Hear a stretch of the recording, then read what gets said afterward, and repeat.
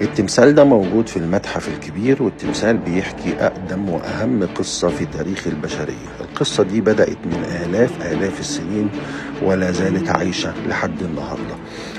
الشخص اللي نايم على السرير ده أخوه قتله، وهو وأخوه كانوا أولاد الإله آتوم اللي سماه العرب بعد كده آدم. الشخص اللي نايم على السرير ده اسمه الحقيقي أوزير أو عزير، سماه اليونانيين أوزوريس وسماه العرب إدريس. أخته بقى ولاحقا زوجته كان اسمها إيسا، كان آخرها ته مربوطة زي فاطمة كده.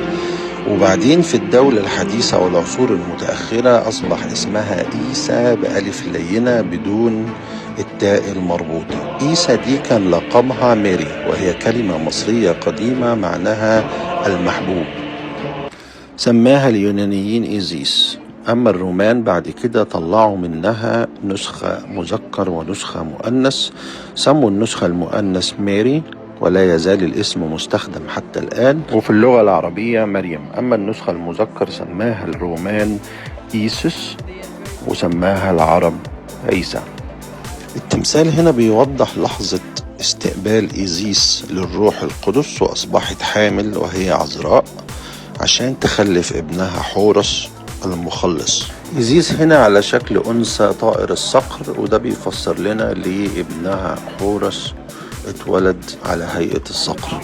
في علم التاريخ والآثار كل الكلام اللي أنا قلته سليم، أما دينيا هتتلخبط لخبطة التنين.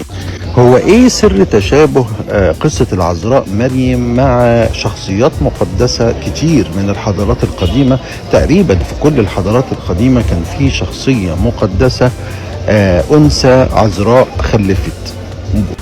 طيب عايزك تبص معايا على الجدول ده، تلاقي فيه أسامي الشخصيات المقدسة في الحضارات القديمة اللي كانوا عذراوات. في عندنا من الحضارة الإغريقية، وهنا احنا بنتكلم في تقريبا 300 قبل الميلاد، في عندنا 3 مش واحدة بس. وفي بعد كده الحضارة الرومانية، عندنا 2. الرومانية كانت من القرن الأول الميلادي للقرن السادس الميلادي، يعني كان بالتوازي مع المسيحية وستنا مريم العذراء. بعد كده عندك الحضارة المصرية القديمة، احنا بنتكلم على الأقل الألفية الثالثة قبل الميلاد، يعني أكتر من 3000 سنة قبل الميلاد. كان عندنا نيت أو نيث، وكمان عندنا إيزيس. طبعا إيزيس هي الأكثر شهرة. وبعد كده هنخش على الهندوسية، عندنا 3 عذراوات مقدسات في الهندوسية. دي الألفية الأولى قبل الميلاد، يعني 1000 قبل الميلاد، ودي لا تزال عايشة لحد النهاردة معاهم، لسه الشخصيات دي مقدسة عندهم. وبعد كده عندنا الفارسية أو الزرادشتية، وعندنا الكنعانية بقى كده دخلنا على الحضارة العربية، عندنا عنات. وبعد كده المسيحية عندنا العذراء. طبعا الكنعانية والسامية والفارسية والزرادشتية دي خلاص مش عايشة، لأن المسيحية والإسلام قضوا عليها. في كمان شخصية مقدسة عند شعوب شرق المتوسط أو قديما، يعني كان اسمها عشتار، كانت إلهة الحب والجمال اللي تحولت لاحقا في الحضارة الإغريقية وبقى اسمها أفروديت.